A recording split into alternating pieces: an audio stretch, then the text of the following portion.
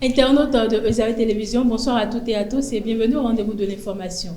À la une de l'actualité, Adam Bachirou, leader d'opinion de la ville de Parakou, réagit face à la vision Bénin Alafia 2060. Plus de détails dans ce journal. À l'international, plus précisément au Sénégal, le campus social de l'université Cheikh Anta Diop, fermé après des violences ayant coûté la vie à un étudiant.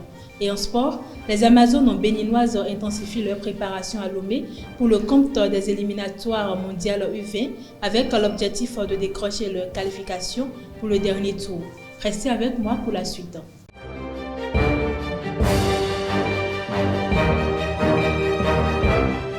Rebonsoir chers internautes, le mardi 3 février 2026, le Bénin a officiellement lancé la vision Bénin 2060 à l'AFIA Un monde de splendeur. Présentée comme une véritable boussole, cette vision ambitionne de projeter le pays vers un avenir plus prospère, inclusif et durable. Adam Bachirou, leader d'opinion, réagit sur ce document stratégique qui trace les grandes orientations du développement national. Il est au micro de Mouidine Lawani et Jean Akli. Enfin, on ose toucher du doigt ce qui devait servir de développement à notre cher et beau pays, le Bénin. Je suis sûr et certain que si on avait un projet du genre, un programme du genre au Bénin, l'aéroport international de Toro ne serait pas encore en train de végéter dans la brousse. La légion sociale de Parakou, mais une bonne yaï, ne serait pas en train de vivre dans ce désordre. Et c'est parce que quand un président vient au pouvoir, il met de côté tout ce que les autres ont fait et c'est ce que lui il a envie de faire qu'il fait. C'est une erreur.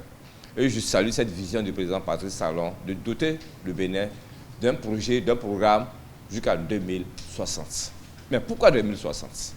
C'est la grosse question. Pourquoi 2060? 2060, c'est parce qu'on veut que les projets lancés sous Patrice Talon soient concrétisés.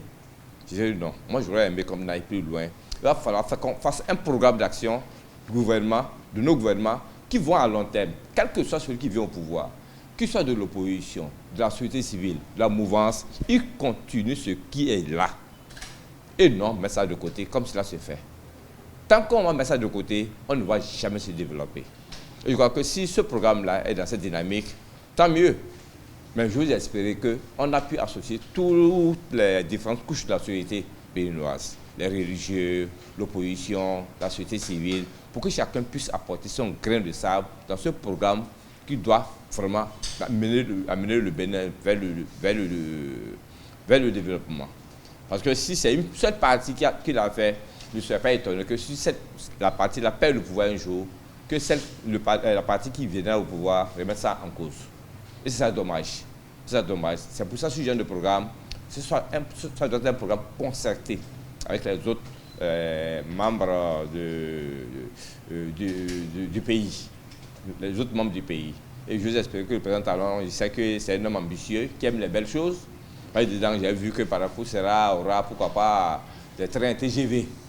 Parakou, des trains TGV, c'est un peu ambitieux. Ça m'a fait sourire. Alors qu'actuellement, quand on sait combien de fois on nous coupe le courant régulièrement dans la journée, dans la nuit, alors qu'on savait que le train TGV, c'est l'énergie électrique qui est sa base de fonctionnement, je me demande comment cela va se faire. Parce qu'on ne rêve pas un peu trop. Surtout qu'on a mis ça à 2060. 2060 à aujourd'hui, c'est 34 ans seulement. 34 ans, je vois que c'est beaucoup, mais c'est très peu. Ça rattrape très vite. Et je vous espère que ce programme pourra, pourquoi pas, servir à notre pays, à développer notre pays dans le sens d'une prospérité partagée. Le général de corps d'armée Bertin Bada a été élevé lundi 9 février 2026 au grade de général d'armée aérienne à l'occasion d'une cérémonie officielle de port de galon tenue au ministère de la Défense nationale. Il devient ainsi le premier militaire béninois à accéder à ce plus haut rang de la hiérarchie militaire. Directeur de cabinet militaire du président de la République depuis 2016, il est désormais le plus haut gradé des forces armées béninoises. Cette promotion fait suite à la décision prise en Conseil des ministres le 26 décembre 2025 sous la présidence du chef de l'État Patrice Talon, chef suprême des armées. Poursuivi pour escroquerie via Internet, Chabel Appoint a comparu ce mardi 10 février 2026 devant la Criette.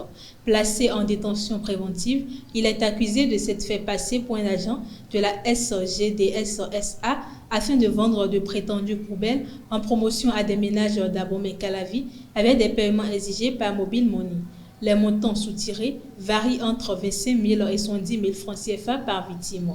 Selon la SGDS, le préjudice est estimé à environ 8 millions de francs CFA. Au moins 6 victimes se sont constituées partie civile. Le prévenu a plaidé non coupable évoquant un recrutement par une structure dénommée AZDA, une version rejetée par le ministère public. Le dossier est renvoyé au 24 mars 2026 pour la suite de la procédure. Hors de nos frontières, au lendemain des violences survenues à l'université Cheikh Anta Diop de Dakar, ayant coûté la vie à un étudiant en chirurgie dentaire, le gouvernement sénégalais a annoncé la fermeture du campus social jusqu'à nouvel ordre.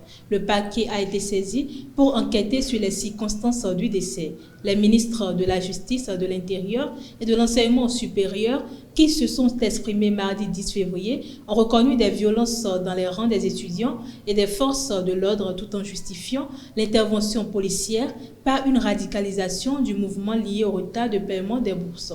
De leur côté, des organisations étudiantes dénoncent une gestion brutale de la crise et annoncent leur intention de porter plainte.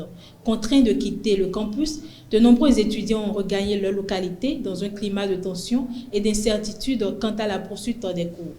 Le transfert de Toumba Diakité de la prison centrale de Conakry vers le centre de détention de Koya, mardi 10 février 2026, a provoqué de vives tensions dans le quartier de Kaloum, marqué par des tirs et un important dispositif sécuritaire. Selon le procureur général Fallou Doumbouya, cette décision vise à préserver l'ordre public après des incidents survenus lors d'une opération de fouille au cours de laquelle l'ancien aide de camp de Moussa Dadis Camara aurait refusé d'obtempérer. Le transfert aurait été effectué par les forces spéciales. La défense conteste fermement cette version et dénonce une mesure illégale, réclamant le retour immédiat de leur client à la prison centrale. Condamné à 10 ans de prison pour crime contre l'humanité dans le procès du 28 septembre, Toumba Diakité a déjà purgé près de 9 ans de détention. Sport, pour boucler cette édition, la direction technique nationale de la Fédération béninoise de football organise au Centre d'excellence du Septentrion Andali la phase pratique de formation des élèves formateurs d'entraîneurs. En parallèle, 31 candidats du Septentrion ont démarré leur formation pour l'obtention de la licence DECAF au titre de l'année 2026. À travers cette double initiative, la FBF entend consolider l'encadrement technique national et renforcer durablement les bases du football béninois. Score de parité entre les Cavaliers de Niki et l'ASPAC, un but partout, au terme d'un match engagé et disputé ce week-end. Sur le terrain, les Cavaliers ont fait preuve de caractère face à une formation de l'ASPAC bien organisée et réaliste. Un nul qui reflète l'équilibre des forces. Retour sur les temps forts de ce duel avec Mouidine Lawani.